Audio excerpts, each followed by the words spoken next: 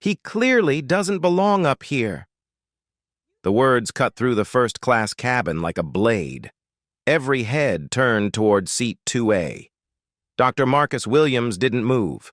He looked up, calm, steady, the kind of calm that makes people uncomfortable. The woman who said it, Victoria Sterling, mid-50s, platinum blonde hair styled to perfection, and a designer suit that screamed old money, stood gripping his headrest like it was her territory. The flight attendant hovered nearby, expression tight, her silence already picking sides. The air thickened. Privilege, power, the faint scent of expensive perfume. Marcus didn't speak. He didn't have to. His quiet was louder than her indignation. Then she said it again, slower this time, like a verdict. "This seat isn't his." Victoria didn't speak to Marcus directly. She pressed the call button above her seat, a soft chime that brought a flight attendant within seconds. The young man's smile was professional but already strained by pre-flight checks. "Yes, Ms. Sterling," he said, his voice practiced in its politeness. Victoria gestured toward Marcus with the edge of her leather portfolio. "I think there's been some confusion with the seating." The flight attendant's eyes flicked to Marcus, then back to Victoria. "Confusion, ma'am? This is first class," Victoria said. Her tone was measured, reasonable. "I've been a Platinum Elite member for a decade. I just want to make sure everything is proper." The implication hung in the air like smoke. The flight attendant turned to Marcus, and his smile tightened. "Sir, may I see your boarding pass?" Marcus didn't react. He reached into his jacket pocket, pulled out his phone, and displayed the digital boarding pass on the screen. "Seat 2A, first class, confirmed." The flight attendant studied it for a moment, his eyes scanning the barcode, the name, the seat number. Everything was correct. But instead of nodding and walking away, he said, "And you purchased this ticket yourself?" The question landed like a slap. Marcus met his eyes. "I did." "It's just that sometimes there are booking errors," the flight attendant continued, his voice softening as if he were helping. "Let me just verify with the gate." "There's no error," Marcus said quietly. "This is my seat." But the flight attendant was already stepping away, murmuring something into his headset. Victoria returned to her tablet, her posture radiating satisfaction. She didn't look at Marcus again. She didn't need to. The message had been sent. Around them, other passengers were settling in. The cabin hummed with the soft rustle of magazines, the click of seat belts, the low murmur of pre-flight conversation. But Marcus felt the shift, the attention, the quiet judgment that needed no words. He noticed the small details, how the flight attendant's tone had changed the moment he looked at Marcus's face, how Victoria had used the word confusion instead of mistake, as if Marcus's presence itself was the error, how no one had asked Victoria for her boarding pass, her ID, her confirmation. She simply belonged. He had to prove it. Marcus kept his hands steady on his tablet. He didn't argue. He didn't raise his voice. He observed. He catalogued. The differences in eye contact, the pauses before responses, the body language that screamed hierarchy. This wasn't personal. It was systemic. And he had seen it 100 times before, just never from this angle. The flight attendant returned, followed by the lead flight attendant, a woman in her 40s with an immaculately groomed uniform. She carried a tablet and wore the expression of someone tasked with resolving an inconvenience. "Sir," she said, her voice professionally neutral. "We just need to verify a few things." Marcus looked up at her. "Verify what exactly?" She hesitated just for a second. Then she smiled. "Standard procedure." "Standard for whom?" Marcus asked. The question hung in the air. She didn't answer. Her smile didn't reach her eyes. "Sir, if you could bear with us, we need to confirm your ticket information with the system." Marcus leaned back, his voice calm. "My ticket is confirmed. I checked in online. I'm sitting in my assigned seat. What needs to be verified? She glanced at her tablet, scrolling through something that didn't require scrolling. Sometimes there are discrepancies. We want to make sure there's no issue before takeoff. Is there a discrepancy? Marcus asked. We're checking. Are you verifying anyone else's ticket? The question cut through the politeness. Her jaw tightened. This is standard protocol, sir. Standard protocol that only applies to me? A man in the row behind, white, 50s, expensive watch, leaned forward. Excuse me, but if there's an issue, perhaps it's easier to sort it out now. We're all trying to get to Seattle on time. His voice was reasonable, but the subtext was clear. You're the delay. Marcus didn't turn. I'm not delaying anything. My ticket is valid. It is. The lead flight attendant sighed. Sir, if you could step into the jetway while we sort this... No. The words stopped her. The younger flight attendant shifted behind her. Victoria set down her tablet, watching with open interest. I'm trying to help you, she said. If you cooperate, this will go faster. I've cooperated. I've shown my boarding pass. I've answered your questions. I paid for this seat. If there's a problem, it's not mine to solve. Her eyes flickered. Frustration, calculation. We're just trying to avoid confusion. There's no confusion, Marcus said. Only assumption. The cabin had gone quieter. Passengers were no longer pretending not to listen. A businesswoman across the aisle set down her phone. The hum of conversation died, replaced by the weight of expectant silence. She straightened. Sir, I'm going to have to call the captain. Marcus's hands rested on his tablet. Then call the captain. She hadn't expected that. She turned toward the cockpit, murmuring into her headset. The younger flight attendant stayed behind, expression tight, hands clasped. He didn't look at Marcus. No one did. They looked past him, through him, anywhere but at his face. Marcus pulled out his phone, opened the camera, and set it to record. The red light blinked. He placed it face up on the tray table. He didn't announce it. Let them see, let them know. Everything from this moment would be documented. He glanced out the window. The tarmac stretched gray under morning sun. The plane was ready. The only thing holding up this flight was a question no one wanted to ask. Why does he make us so uncomfortable? Marcus knew the answer. The cockpit door opened. Captain Jennifer Morrison emerged. Tall, commanding, the kind of woman whose uniform suggested authority before she said a word.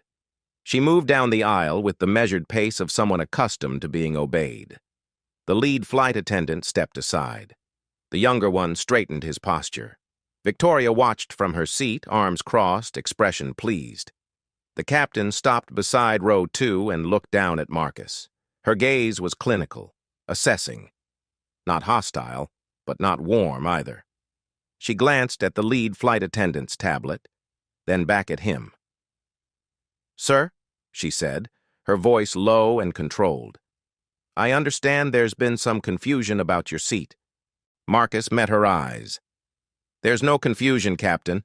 I have a valid ticket for seat 2A. I'm sitting in seat 2A. She nodded slowly, as if considering his words. I see. And you checked in online? Yes.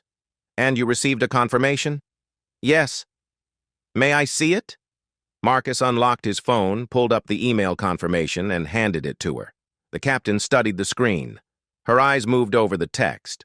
Passenger name, flight number, seat assignment, confirmation code. Everything was correct. Everything was in order. She handed the phone back. Everything seems fine, she said. Then she paused. But I'm sure you understand. We have to be careful. First class is a premium experience. We want to make sure all our passengers are comfortable. The words landed like stones. All our passengers. Not him. Them. Victoria leaned forward slightly, her voice calm but pointed. Captain, I've been flying with Skybridge for over a decade. Platinum elite status. I've never had an issue. But today my flight has been delayed because of... She gestured vaguely toward Marcus. This situation, I think it's reasonable to ask for some clarity.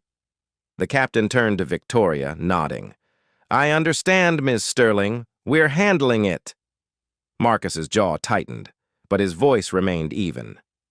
Handling what exactly? I've shown you my ticket. I've shown you my confirmation. What else do you need? The captain's expression didn't change. Sir, we're just trying to ensure a smooth flight for everyone. If you could work with us? I am working with you, Marcus said. You're just not listening. Victoria scoffed, loud enough for the cabin to hear. This is ridiculous. Look, I don't know how you got that ticket, but clearly there's been a mistake. First class isn't... She stopped herself, but the rest of the sentence hung in the air, unspoken and obvious. First class isn't for people like you? Marcus turned to face her fully. His voice was quiet, but it cut. What mistake would that be? Victoria blinked. Excuse me? You said there's been a mistake. What mistake? Be specific. She opened her mouth, then closed it. Her face flushed. I just think... You think I don't belong here, Marcus finished for her. You think someone like me couldn't afford this seat, couldn't earn this seat. You think I'm in the wrong place. Say it. Victoria's hands gripped her armrests. I didn't say that. You didn't have to. The cabin had gone silent. Every eye was on them now. Some curious, some uncomfortable, some nodding in quiet agreement with Victoria. A woman in row 4 muttered something to her husband. A younger passenger in row 3 pulled out her phone, angling it toward the front of the cabin. The man with the expensive watch looked away, suddenly fascinated by the safety card in the seat pocket. The captain raised a hand, her voice firm. Let's all calm down. I am calm, Marcus said. He was. His pulse was steady, his breathing was controlled, but his hands trembled slightly as he reached for his phone. He inhaled slowly, grounding himself. He opened his messages and began typing, fast and precise. He attached a photo of Victoria, a screenshot of the lead flight attendant's hovering presence, a snapshot of the captain's face. He hit send. The captain watched him. Sir, what are you doing? Documenting, Marcus said. That's allowed, isn't it? Her jaw tensed. Sir, I'm going to ask you one more time to cooperate. If you continue to disrupt this flight... I haven't disrupted anything, Marcus said. I sat down. I showed my ticket. That's all I've done. Everything else? That's on you. The lead flight attendant stepped forward, her voice lower now, almost pleading. Sir, please, if you'll just step off the plane for a moment, we can sort this out at the gate. No. The words stopped her. The younger flight attendant shifted nervously. Victoria set down her tablet, watching with open interest. The captain exhaled, long and slow. She looked at the lead flight attendant, then at the younger one, then back at Marcus. Sir, if you refuse to cooperate, I'll have no choice but to call airport security. Marcus's phone buzzed in his hand. He glanced at the screen. A reply from his assistant. Protocol 7 standing by. Say the word. He looked back up at the captain. His voice was steady, quiet, edged with something unshakable. Captain, I'm going to give you some advice. Before you make your next move, I suggest you call your CEO. The captain frowned. What? Call Rebecca Martinez. Tell her what's happening on this flight. Tell her a passenger in seat 2A is being removed for no reason other than the color of his skin. See what she says. The captain's expression shifted. Confusion, then irritation. Sir, this has nothing to do with... Call her, Marcus said. Or don't. But I promise you, one way or another, she's going to find out. And when she does, you'll wish you'd made that call. Victoria laughed, sharp and dismissive. Who do you think you are? Marcus didn't answer. He didn't need to. Not yet. He simply looked at the captain, his gaze steady, and waited. The ball was in her court. The clock was ticking, and somewhere in the back of his mind a quiet thought settled in like the calm before a storm. They have no idea what they've just done. The air in the cabin felt heavier now. The overhead lights seemed brighter, the hum of the engines louder, and in the pocket of his jacket, his phone buzzed again. He didn't check it. He knew what it said. Ready when you are. The captain stared at Marcus for a long moment, weighing his words. Then she turned to the lead flight attendant. Call security.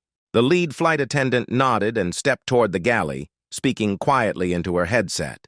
The younger flight attendant's hands twisted together, his eyes darting between the captain and Marcus. Victoria settled back into her seat, victorious. The cabin felt like a held breath. A passenger in row 5, white, middle-aged, designer handbag, spoke up. Captain, I think we'd all appreciate it if we could just get moving. Some of us have important meetings to make. The captain nodded.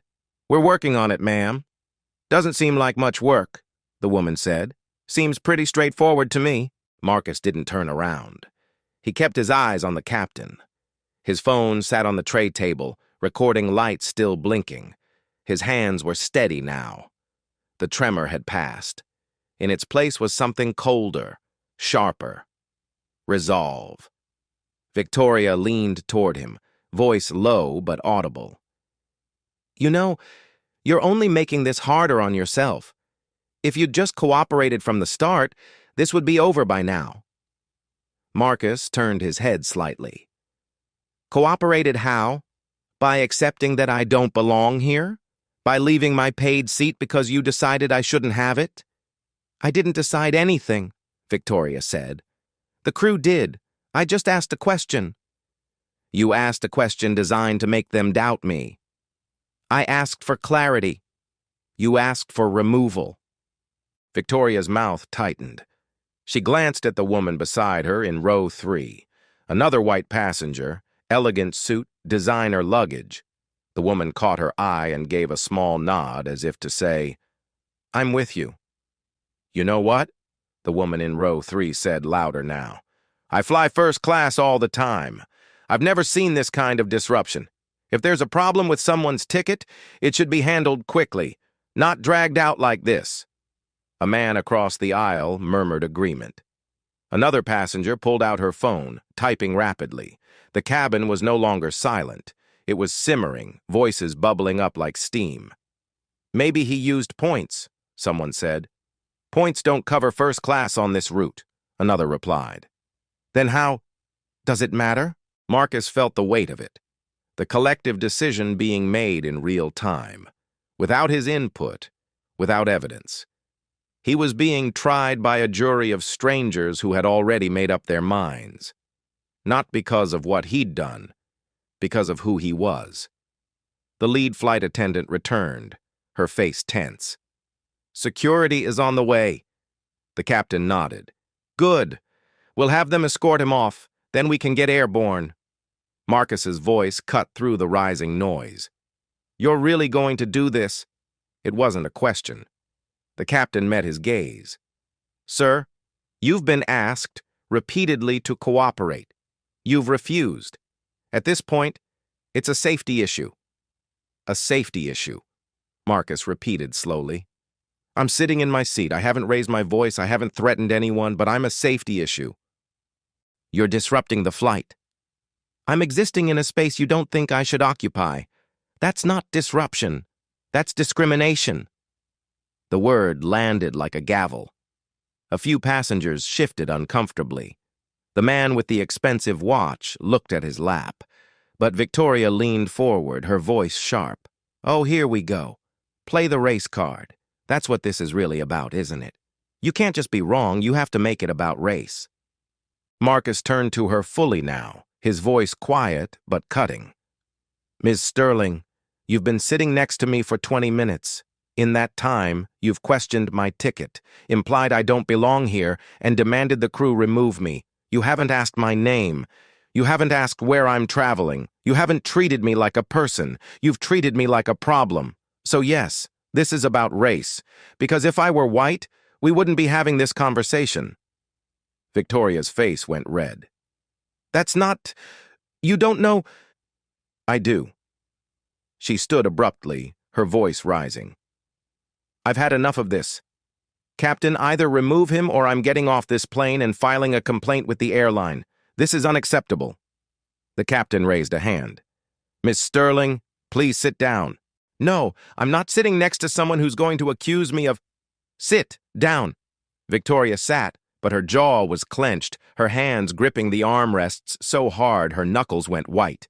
The woman in row 3 stood now, her voice louder, angrier. This is insane. We've been sitting here for half an hour because one person won't follow instructions. If he won't leave voluntarily, make him leave. Another voice joined in. I've got a presentation at 3. I can't miss it because of this. Just get him off the plane! The cabin erupted. Voices overlapping, some angry, some uncertain, a few trying to calm the situation but drowned out by the majority. It was chaos, controlled only by the thin veneer of civility that first-class passengers clung to even in conflict. But beneath it, Marcus could feel the truth. The mob mentality, the U.S. versus him, the lines being drawn in real time. And then, from the back of the cabin, a voice. Quiet, but firm. He's not the problem.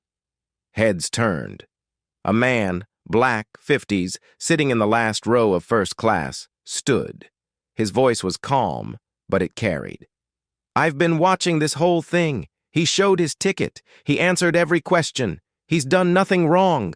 The only people causing a disruption are the ones demanding he leave for no reason. The cabin fell silent again, but this time it was different. Uncomfortable.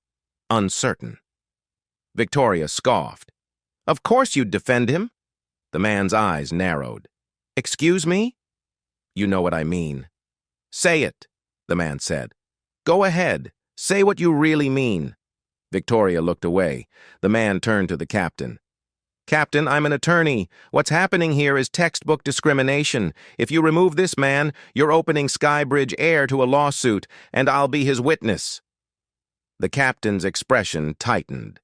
She glanced at the lead flight attendant, then at the younger one, then at the growing crowd of passengers watching her. Her hand went to her headset, but before she could speak, the cabin door opened. 2 airport security officers stepped inside, radios on their belts, uniforms crisp. They moved with the kind of authority that silenced a room. The older one, stocky, name tag reading Rodriguez, looked at the captain. We got a call about a disturbance? The captain nodded, gesturing toward Marcus. This passenger is refusing to comply with crew instructions. Officer Rodriguez looked at Marcus, then at his phone, still recording on the tray table, then at the passengers, many of whom had their phones out now, filming. He'd walked into something bigger than a standard removal. He could feel it. Sir, Rodriguez said, his voice measured, I'm going to need you to come with us. Marcus didn't move. His voice was calm, clear, the kind of calm that came from absolute certainty. Officer, before you do that, I need you to know something. Rodriguez waited. Marcus reached into his jacket pocket and pulled out a business card.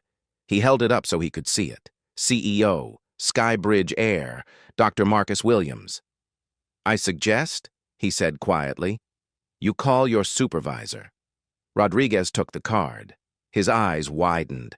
He looked at the captain, whose face had gone pale, then back at Marcus.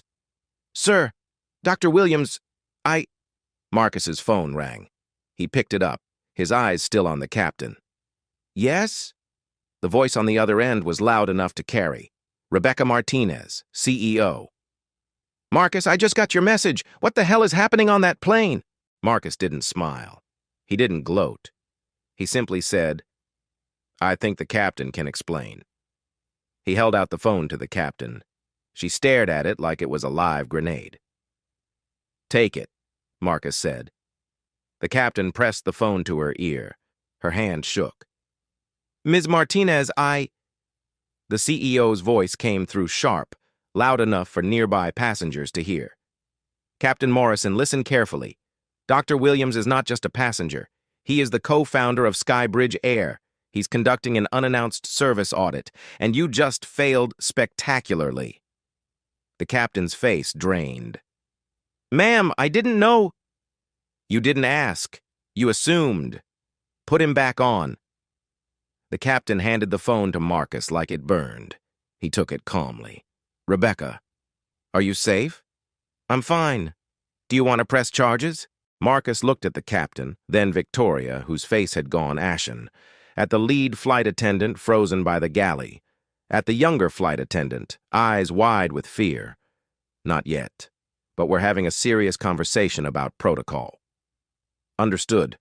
I'm grounding the flight. New crew's on the way." He ended the call and stood. The cabin was silent. He walked to the front and turned to face them all. "My name is Dr. Marcus Williams. I co-founded Skybridge Air 8 years ago to create an airline that treats every passenger with dignity. Today, I bought a first-class ticket to see if we're living up to that promise." He paused. "We're not." Victoria's mouth opened. No sound came. "From the moment I sat down, I was questioned, doubted, asked to prove I belonged, not because of my behavior, but because of the color of my skin. And your crew escalated, called security, threatened removal. They turned this cabin into a courtroom where I was guilty until proven innocent." He looked at the captain. "Captain, you had opportunities to de-escalate. You chose to believe her over my evidence. You chose her comfort over my dignity." The captain had no defense. Marcus turned to Victoria.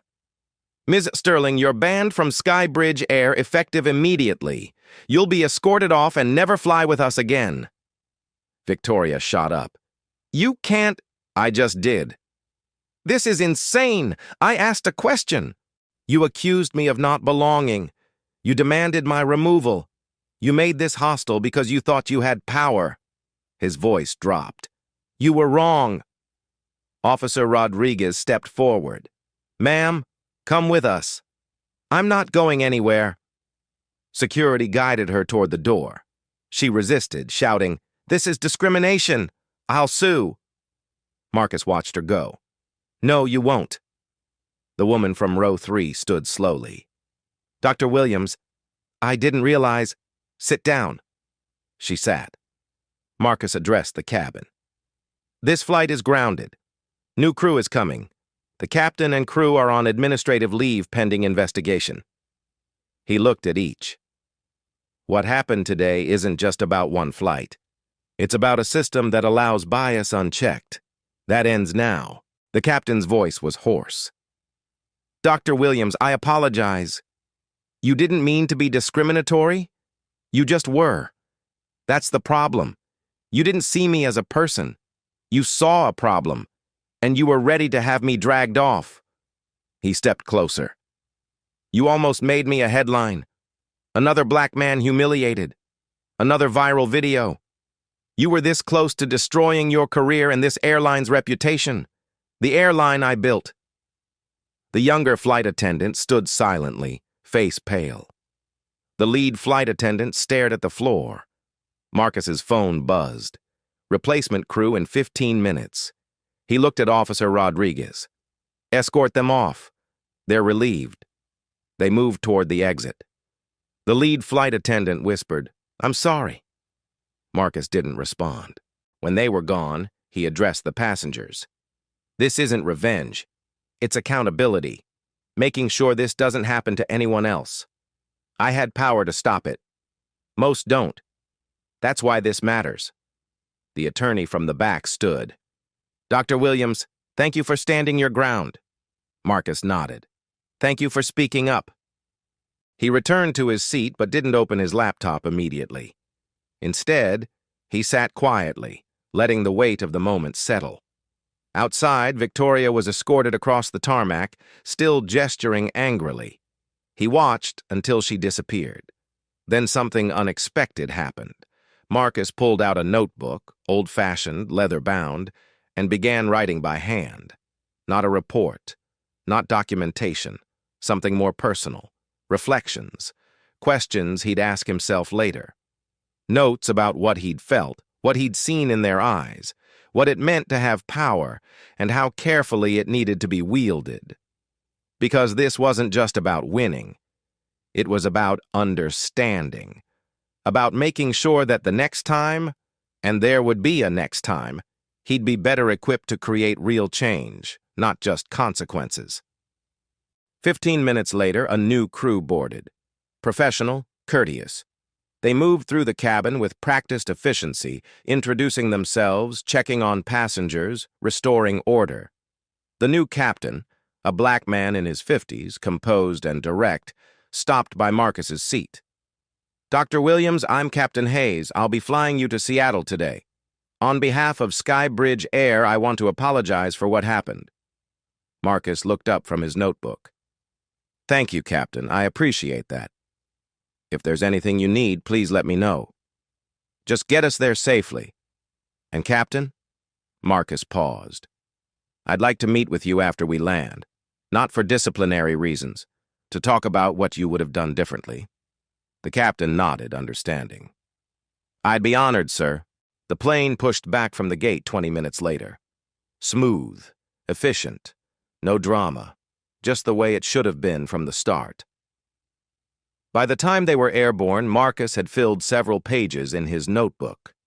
He documented his emotions, the initial calm, the rising frustration, the moment of revelation when he understood that this was exactly why he'd founded the airline. Not to avoid these situations, but to be in a position to address them when they inevitably occurred. And then he opened his laptop and began drafting something different than expected. Not just a report of the incident, but a proposal for a new program, Walk a Mile, where executives and senior staff would regularly fly as regular passengers, experiencing the service from the other side, where blind audits would become standard practice, where accountability wouldn't just be punitive, but educational. He sent an initial outline to Rebecca with a simple subject line: "Beyond this incident, systemic change proposal." Within 30 minutes, the response came, not immediate terminations, not sweeping punishments, but a thoughtful reply from Rebecca. "Marcus, I've reviewed your proposal. You're right. This goes deeper than one crew, one passenger, one flight. Captain Morrison and the crew will undergo a 90-day intensive retraining program. Not punishment for punishment's sake, but genuine education. If they can't demonstrate real growth and understanding, then termination. But let's give people a chance to learn from their mistakes. Victoria Sterling's ban stands. Her behavior was inexcusable and she showed no willingness to reflect. Your Walk a Mile program is approved. Board meeting next week to discuss full implementation. Thank you for turning this into an opportunity for real change." Marcus read it twice. It wasn't the swift justice some might expect, but it was something potentially more valuable, a commitment to transformation rather than just retribution. The story broke before the plane landed, of course. A passenger's video went viral, millions of views within hours.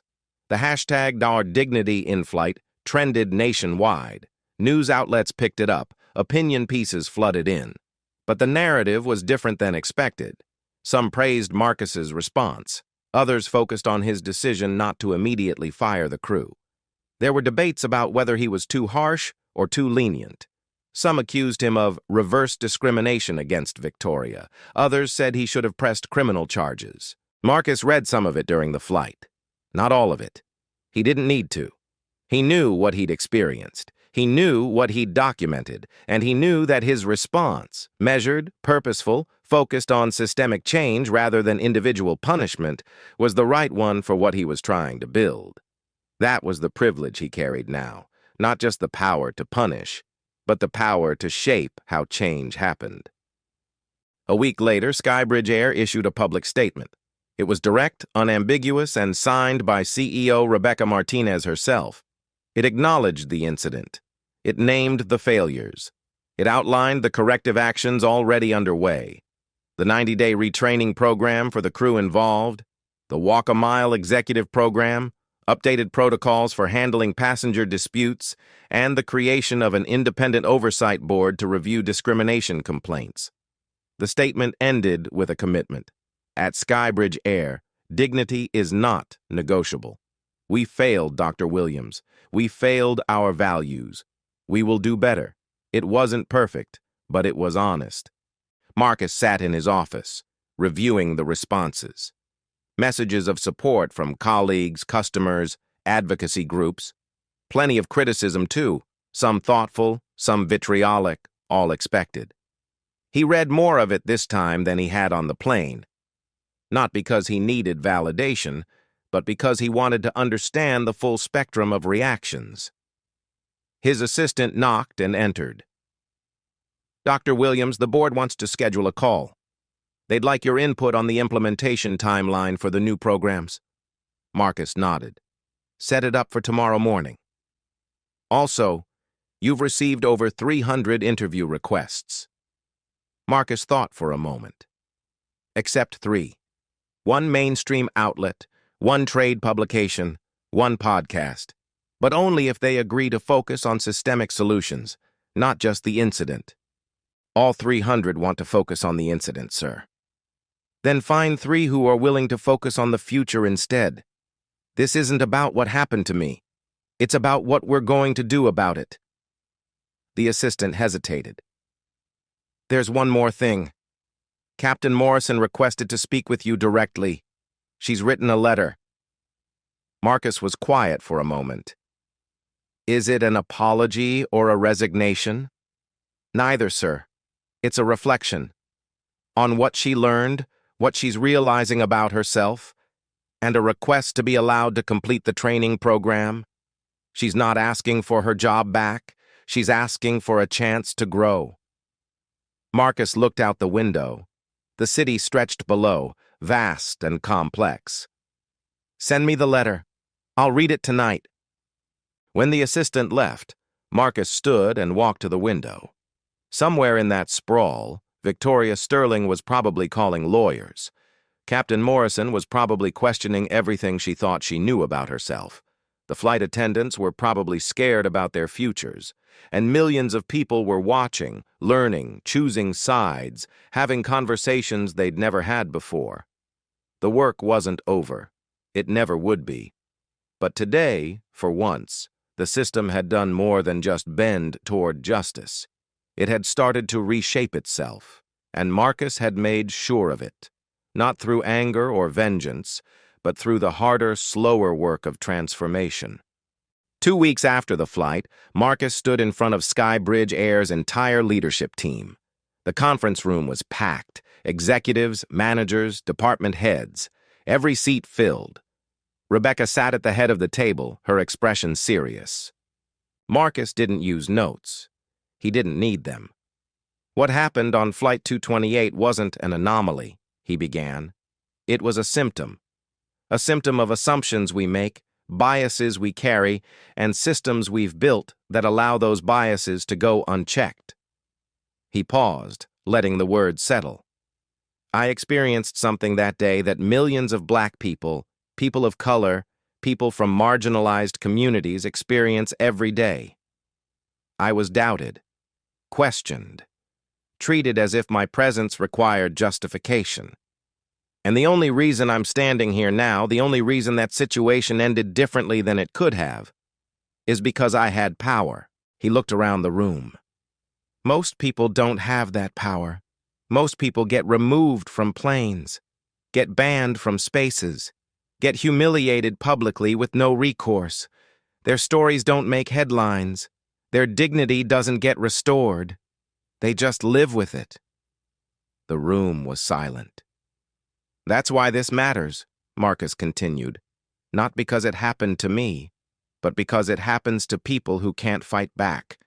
And when we build systems that allow it, when we train our staff to make assumptions based on appearance, when we fail to question our own biases, we become complicit.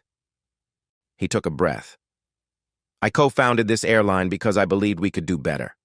I still believe that, but belief isn't enough. We need action. We need accountability. And we need to be honest about something uncomfortable. The crew that day wasn't acting out of malice. They were acting out of unconscious bias that our systems enabled.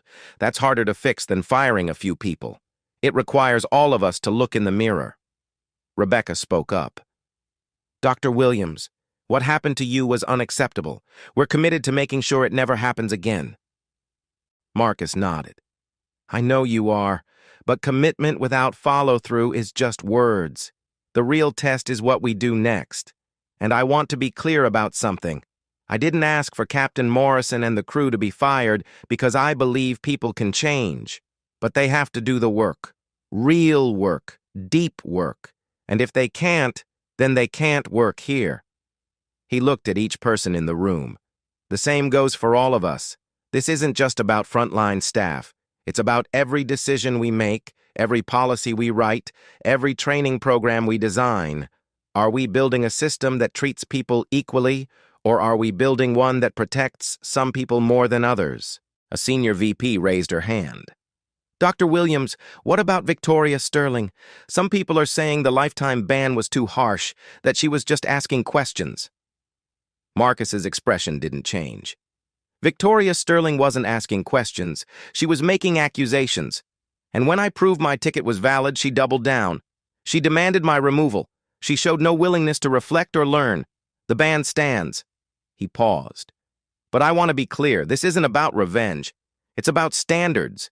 If we allow passengers to treat staff or other passengers with that level of disrespect and discrimination, we're saying it's acceptable. It's not. Another hand went up.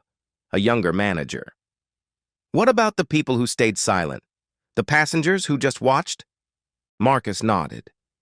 That's a harder question, because silence is complicated. Some people were afraid, some were uncomfortable but didn't know what to do. Some agreed with Victoria. We can't ban everyone who stayed silent, but we can create a culture where speaking up is easier. Where bystanders feel empowered to intervene. That's part of the training program. The questions continued for another hour. Detailed, challenging, sometimes uncomfortable, but necessary. When the meeting finally ended, Rebecca walked with Marcus to the elevator. That was brave, she said quietly. Not just what you did on the plane, but what you're doing now, pushing for real change instead of just performative action. Marcus pressed the button for his floor. I don't feel brave. I feel tired. That's how you know it's real work. 3 months later, Marcus sat in a small conference room with Captain Morrison and the 2 flight attendants. It was their final evaluation meeting.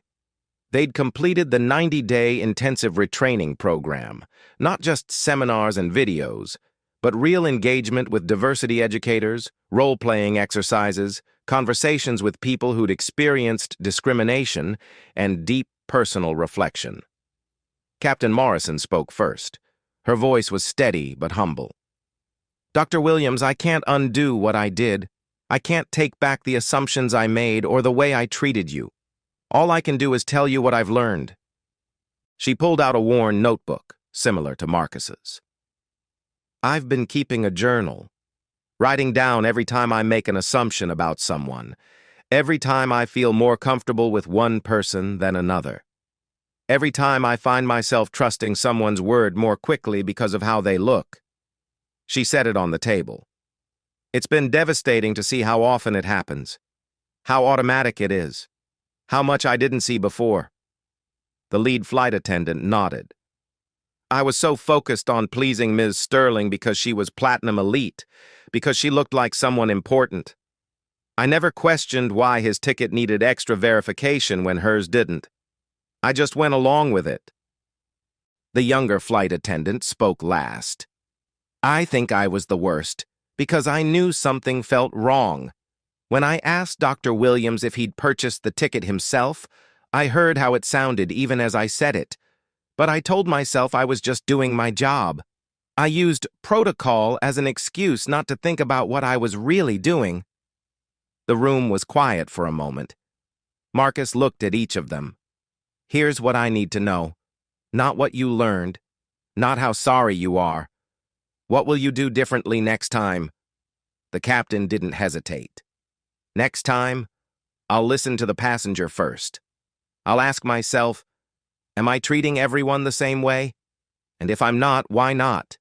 And I'll intervene if I see a crew member or another passenger treating someone unfairly. The lead flight attendant spoke. I'll remember that elite status doesn't mean someone's word is more valuable. That verification should be applied consistently or not at all. And I'll speak up if I see something wrong, even if it's uncomfortable. The younger flight attendant nodded. I'll stop hiding behind protocol. I'll take responsibility for my actions. And I'll remember that every passenger is a person, not a problem to be managed. Marcus studied them. He'd read their journal entries. He'd watched their progress reports. He'd spoken to their trainers. This wasn't performative. They'd done the work. Captain Morrison, you're reinstated, but you're not returning to international routes. You'll be flying domestic for the next year, and you'll be mentoring new captains on de-escalation and equity in decision-making. The captain's eyes widened. Thank you, Dr. Williams. I won't let you down. You two are returning to customer-facing roles, but you'll be rotated through different positions over the next 6 months. Economy, business, first class. So you see how passengers across the cabin are treated differently. And you'll report any discrepancies you notice. They both nodded, visibly relieved. But understand this, Marcus added. You're not getting your old lives back. You're getting a chance to build new ones, better ones. And if you fall back into old patterns, there won't be a third chance. We understand, they said in unison. After they left, Rebecca entered. How do you feel about that decision? Marcus was quiet for a moment. I feel like we're trying something radical, believing people can change. Some people will say you're too soft. Some people think all justice is punishment. I think real justice is transformation. He stood. But we'll see. If they fail, we'll know education alone isn't enough. If they succeed, we'll know it's possible. And Victoria Sterling? Still banned. Because she showed no willingness to do the work they did. That's the difference. 6 months after the incident, Marcus received an unexpected email. The subject line read, "From a passenger on Flight 228. He opened it. Dr. Williams, you don't know me. I was the woman in row 4 who stayed silent during the entire incident. I watched you be questioned, doubted, and threatened with removal. And I said nothing. I've thought about that day every single day since. I told myself I stayed silent because I didn't want to get involved. Because it wasn't my place. Because surely the crew knew what they were doing. But the truth is, I stayed silent because it was easier. Because speaking up would have made me uncomfortable, because I benefited from the same system that was discriminating against you. I'm writing because I want you to know that what happened that day changed me. I've started speaking up. When I see someone being treated unfairly, in airports, in stores, in meetings, I say something now. It's uncomfortable. Sometimes people get angry at me, but I can't stay silent anymore. Thank you for standing your ground. And I'm sorry I didn't stand with you when it mattered. A passenger. Marcus read it twice. Then he replied, Thank you for writing, and thank you for doing the hard work of changing. That's what real allyship looks like. Not just agreeing that discrimination is wrong, but actively interrupting it when you see it.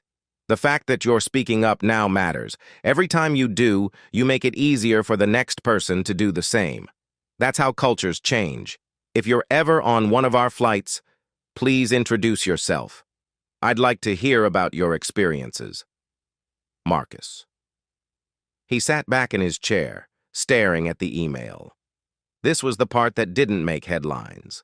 The quiet transformations, the individual choices, the slow accumulation of courage that eventually shifted entire systems. His assistant knocked. Dr. Williams, your next meeting is ready. Give me 5 minutes. When she left, Marcus pulled out his leather notebook and wrote a final entry about the incident. 6 months later, 3 crew members returned to work. 1 passenger banned forever. Thousands trained. Policies changed. But the real change? It's in the emails from strangers who started speaking up. In the passengers who now question when someone is treated unfairly. In the crew members who pause before making assumptions. You can't measure that in numbers. You can't put it in a press release. But it's there. Growing. Spreading. Maybe that's what dignity really means. Not just protecting your own, but creating space for everyone else's. That's the work. That's the goal. And it never ends. He closed the notebook and stood. Outside his window, a plane lifted into the sky. Smooth, graceful, carrying hundreds of people who would never know the story behind the policies that protected them. But Marcus knew, and that was enough. 2 years later, the Walk a Mile program became mandatory for all Skybridge Air executives. Every quarter, senior staff flew as regular passengers, economy, business, first class, documenting their experiences. The insights led to dozens of policy changes. Captain Morrison became one of the airline's most requested speakers on bias training. She traveled to other airlines, sharing her story and the journey of transformation. She never sugarcoated what she'd done. She never made excuses. She simply told the truth and offered what she'd learned. The 2 flight attendants stayed with the company. They became advocates within the organization, creating a peer support network for employees who wanted to address their own biases but didn't know how. Victoria Sterling sued for discrimination. The case was dismissed within 3 months. She never flew first class again on any airline. Word spread quickly in certain circles. Dr. Marcus Williams continued his work, not just at Skybridge, but across the industry. He gave talks, he consulted, he pushed, not for perfection, he knew that was impossible, but for progress, for accountability, for the constant grinding work of making systems more just. And sometimes, on quiet mornings, he still bought a first-class ticket on his own airline, not to conduct audits, just to fly, to sit in seat 2A and work on his laptop and drink his coffee, because he'd earned that seat, just like everyone else. If you've ever been underestimated, doubted, or told you don't belong, in a plane, boardroom, classroom, anywhere, remember, your dignity is not up for debate. It's not granted by those who question you. It's inherent. When someone tries to take it, stand your ground. Document. Demand accountability. Refuse to be erased. If you have power, a voice, platform, position, use it. Not to protect comfort, but to open doors. Not to maintain systems benefiting you, but to dismantle ones harming others. And if you're a bystander watching injustice unfold, speak up. Your silence perpetuates the system. Your voice can help break it. Change is possible, but only if we do the work, all of us, together. Because dignity is not given. It is claimed. It is protected. It is shared. And it belongs to everyone.